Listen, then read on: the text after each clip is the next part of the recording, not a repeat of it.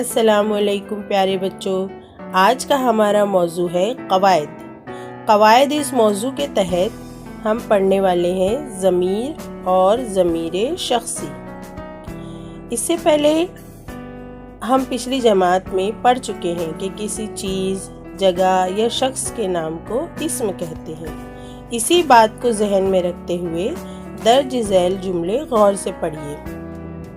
Number 1، حضرت ابو بکر صدیق رضی اللہ عنہ مکے میں پیدا ہوئے، وہ کپڑے کی تجارت کرتے تھے۔ نمبر 2، حضرت محمد صلی اللہ علیہ وسلم نے مکے سے ہجرت کا ارادہ کیا، آپ صلی اللہ علیہ وسلم نے حضرت ابو بکر رضی اللہ عنہ کو اپنے سفر کا ساتھی چنا۔ نمبر 3، ابو بکر، تم نے اپنے گھر والوں کے لیے کیا چھوڑا؟ ان کے لیے اللہ اور اس کے رسول صلی اللہ علیہ وسلم کافی ہیں۔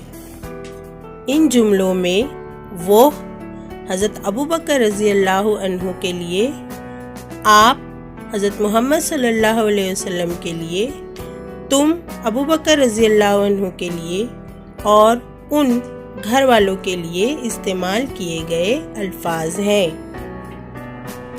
وہ، آپ، تم، ان، یہ تمام الفاظ اسم کے بدلے استعمال ہوئے ہیں، انہیں ضمیر کہتے ہیں، یعنی یہ اسم کی جگہ پر آنے والے الفاظ ہیں۔ چونکہ یہ الفاظ الگ الگ شخص کے لیے استعمال کیے گئے ہیں، اس لیے انہیں ضمیر شخصی کہتے ہیں۔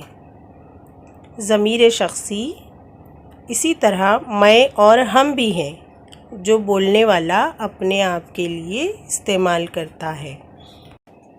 تو بچوں، اب باری ہے مشق کی۔ ذیل کے جملوں میں ضمیریں تلاش کر کے لکھیے۔ نمبر 1، وہ روزانہ اسی طرح حضرت بلال رضی اللہ عنہ کو تکلیفیں دیتا تھا۔ نمبر 2، میں تمہارا حاکم بنایا گیا ہوں، لیکن تم سے بہتر نہیں ہوں۔ نمبر 3، کسی میں ان کو روکنے کی ہمت نہیں تھی۔ امید ہے بچوں آپ کو ضمیر اور ضمیر شخصی اچھی طرح سمجھ آیا ہوگا۔ اب اس گھر کے کام کو اپنی بیاض میں خوش خط تحریر کیجیے اور مجھے دیجیے اجازت۔ خدا حافظ۔